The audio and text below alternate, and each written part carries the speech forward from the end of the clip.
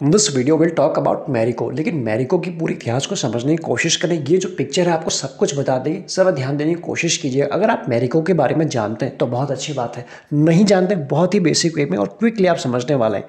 मैरिको किस फील्ड में काम करती है, आपके सामने ये सारे प्रोडक्ट हैं। अगर हम कैटेगरी वाइज समझने की कोशिश करें, अगर हम बात करें रिफाइंड ऑयल में, तो आपने सफोला का नाम सुना है, तो वो प्रोडक्ट इन्हीं का है।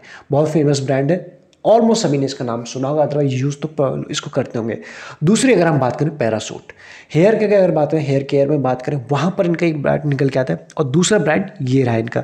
तो यहाँ पर हेयर केयर भी है, पैरासूट है। बात करें मेंस की, अगर हम बात करें हेयर में, तो यहाँ पर सेट वेट नाम का एक प्रोडक्ट है, आपने इसका नाम सुना होगा, यूज़ भी हो सकता है, आप में से कईयों ने किया होगा। इस फील्ड में भी है, यहाँ पर भी सेट वेट के आपको जेल इजीली दिखाई पड़ेंगे। आगे बात करते हैं लिवॉन, ये भी इनका एक प्रोडक्ट है। तो अगर हम कोशिश करें, हर वो सेगमेंट में ये कंपनी की प्रेजेंस एज ऑफ नाउ बनी हुई है। अगर हम बात करें सफोला ओट्स, तो यहाँ पर हाइजीन जो रिलेटेड प्रोडक्ट है वहाँ पर भी इनकी प्रेजेंस बनी हुई है। तो ये है इनके सारे के सारे प्रोडक्ट। आप चाहें तो इसको ईजिली आराम से देख सकते हैं। अब आप समझ पाएंगे जो मैरिको है, आप उस कंपनी को जानते हैं, आप उसके प्रोडक्ट यूज़ करते हैं, तो क्या आप उसके शेयर को भी, उस कंपनी के फंडामेंटल भी जानते हैं, ये हम समझने वाले हैं आज की इस वीडियो में। तो सबसे पहले बात करते हैं कंपनी के बाद इस कंपनी ने अपने इन्वेस्टर को कैसे रिटर्न बना के दिए पिछले 1, 2 और 3 साल में आपके सामने। रीजन के करेक्शन के बाद शेयर उठा नहीं है अभी तक, जिस तरह से मार्केट उठ चुका है। उसके बाद जो इसने रिटर्न दिए हैं वो आपके सामने, 1 साल में 18% के, 2 साल में 50 और 3 साल में 33% के रिटर्न दिए हैं। रीजन के करेक्शन भी इसमें इंक्लूडेड है, ये आपके सामने है। हो सकता है आप में से कईयों को ठीक लगे, अच्छे लगे, कईयों को बिल्कुल ही ऐसा आप कह सकते हो कि अच्छे नहीं लगे, वो आप अपने हिसाब से ले सकते हैं इसे। अगर हम बात करें इसके वैल्यूएशन क्या बोले, सबसे पहले वहाँ से शुरुआत करते हैं। आज के दिन की अगर बात करें, आज के दिन इसमें जो डिलीवरी हुई है 50% प्लस हुई है, ये तो एक पॉजिटिव रही।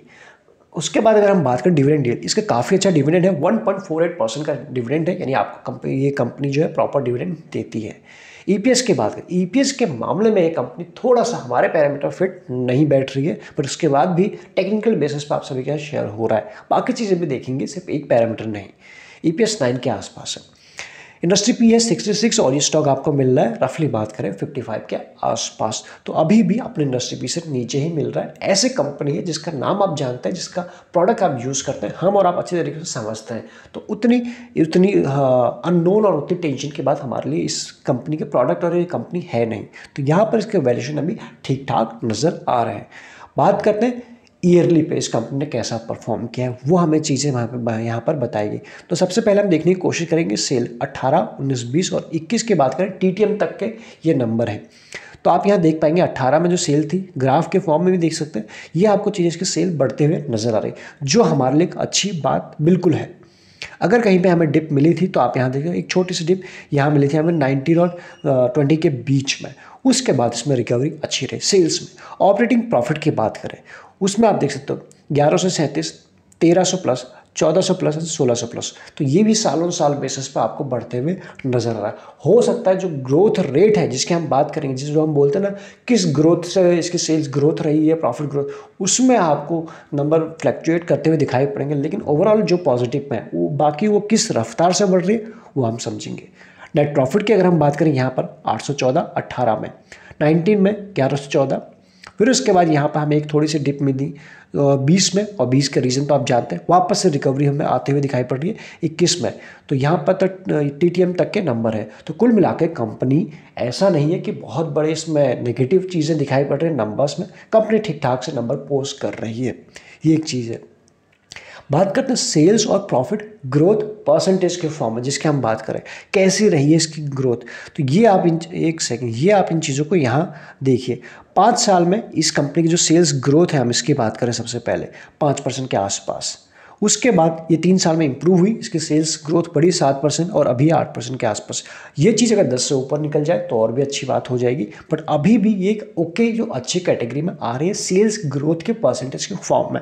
प्रॉफिट ग्रोथ की अगर बात करें 10%, 15%, 10% के आसपास, तो इसकी प्रॉफिटेबल कंपनी है। ग्रोथ भी आपके सामने किस तरह से आ रही है पिछले शॉर्ट, मीडियम और लॉन्ग रन में, वहाँ पर भी आप देखेंगे तो ये अच्छी तो ओके कैटेगरी में अभी भी बिल्कुल बनी हुई है। आगे बात करें अगर इसके ROE और ROC, ये भी इंपॉर्टेंट पैरामीटर होते हैं किसी कंपनी को समझने के लिए, तो यहाँ पर ये हमारे सभी पैरामीटर पर बिल्कुल बैठती है।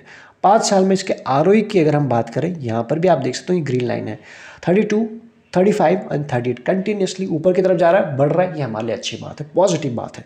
अगर बात करें ROC 38, 39, 43, तो अगेन यहाँ पर तो बिल्कुल शानदार तरीके से कंपनी बैठ रही है, वैल्यूएशन भी ठीक है। क्या नहीं था अपने हिसाब से, EPS, तो वहाँ पे थोड़ा सा टेंशन के बाद है, अदरवाइज इनके नंबर भी ठीक है और इनके सेल्स एंड प्रॉफिट ग्रोथ भी अच्छे ही दिखाई पड़ रहे हैं। शेयर होल्डिंग पैटर्न की बात कर लेते हैं। मार्च 21 और सितंबर 21 तक के, बाकी इस क्वार्टर का जब आएगा तब हम उसको देख लेंगे। अभी अगर बात करें, प्रमोटर के पास 59.61 था मार्च में। नेक्स्ट क्वार्टर में उन्होंने क्या किया, 59 + 61 ही रखा। और अगर बात करें फिर यहाँ पे ज़रा सा उन्होंने कम किया था सितंबर क्वार्टर में। FIS की होल्डिंग की बात करें, 24 के बाद 25 के आसपास और 26 के अराउंड, तो कुल मिला के FIS हर क्वार्टर में धीरे धीरे करके इस अपना माल उठा रहे हैं, होल्डिंग बढ़ा रहे हैं, पॉजिटिव बात। DIS की बात करें, 10, 9, 8 ये कम कर रहे हैं, तो हल्के से करके क्या किया, FIS ने उठा लिया। अगर हम बात करें पब्लिक का इंटरेस्ट में 5 से 6% के बीच में बना, तो बहुत ज़्यादा अभी पब्लिक का इंटरेस्ट इस कंपनी में तो नहीं दिखाई पड़ रहा।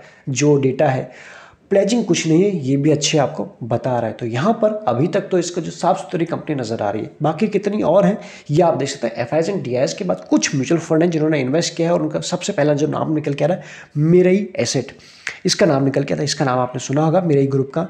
मेरई asset great consumer fund direct growth, 2.92% की होल्डिंग है। बात करें फ्रैंकलिन इंडिया की, बात करें Franklin India flexi cap direct growth 2.26, UTI flexi cap और उसका UTI लॉन्ग टर्म। तो ये हैं वो 4 फंड। देखा जाए 3 ग्रुप ने इसमें इन्वेस्ट किया, UTI के 2 फंड है। तो ये हैं वो 4 म्यूचुअल फंड जिन्होंने एज ऑफ नाउ इस कंपनी में इन्वेस्ट किया हुआ है। कितनी अच्छी है, और डेट टू इक्विटी रेशियो के फॉर्म में समझने की कोशिश करते हैं। 0.05 मीन ऑलमोस्ट आप इसे कह सकते हो नेग्लिजिबल डेट है, और है कितना, 142 यानी 142 CR के आसपास का डेट है। कंपेयर करने कैश के मामले में काफ़ी कैश रिच कंपनी, 711 CR के आसपास का कैश है। यही वो कंपनी को अच्छी बनाती है। कंपनी का कैश होना चाहिए, बाकी वैल्यूएशन भी ठीक ठाक होनी चाहिए। शेयर ना चले उसके बेसिस पे किसी कंपनी को शेयर को ख़राब कहना, ये अच्छी बात रहेगी नहीं। तो यहाँ पर इसके सारी चीज़ें अच्छी की कैटेगरी में ना आएंगे या फिर साफ सुथरी दिखाई पड़ रही हैं। एनालिस्ट का क्या मानना है एज ऑफ नाउ, मार्केट में 68% एज ऑफ नाउ इसके ऊपर बाई की रेटिंग दे रही है। आपको तो करनी है अच्छे से अपनी रिसर्च, ना सुननी है हमारी, हम कंप्लीटली गलत बोल रहे हैं, आप इस तरह से चलिए। और एनालिस्ट को कुछ नहीं आता, ये भी आपको सोचना है। आपको सिर्फ अपना समझना है, अपने हिसाब से रिसर्च करना है, उसके बाद ही कोई डिसीजन लेना है। अब बात करते हैं इसके चार्ट के ऊपर। वनडे का चार्ट लगा हुआ है, चार्ट को हम समझे, आपको सामने सारी चीज़ें मिल ही रही होंगे।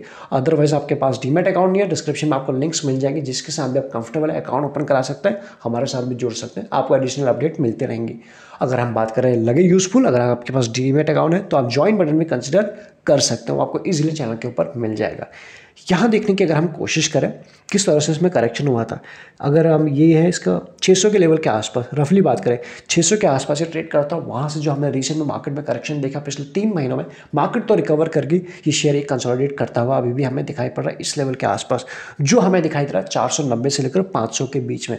मुझे ऐसा लगता है कि यहाँ से, या फिर हो सकता है आपको कुछ और लगता है तो आप प्लीज़ बताइएगा कि इन लेवल के आसपास अगर इसमें खरीदारी की जाए फॉर स्विंग ट्रेड के लिए, या फिर एक छोटी गेन या फिर एक अच्छी गेन के लिए अच्छा खासा ये टाइम है। अच्छे खासे प्राइस के आसपास शेयर अभी मिल रहा है, 500 से लेकर 490 के बीच में, इस 10 रुपये के आसपास ये कंसोलिडेट कर रहा है। आज भी उसी के आसपास आया था, और उसके ज़रा से इसमें अपमूव हमें देखने को मिला है आखिरी के टाइम में, इसलिए शेयर आपके प्राइम फोकस पे रहना चाहिए।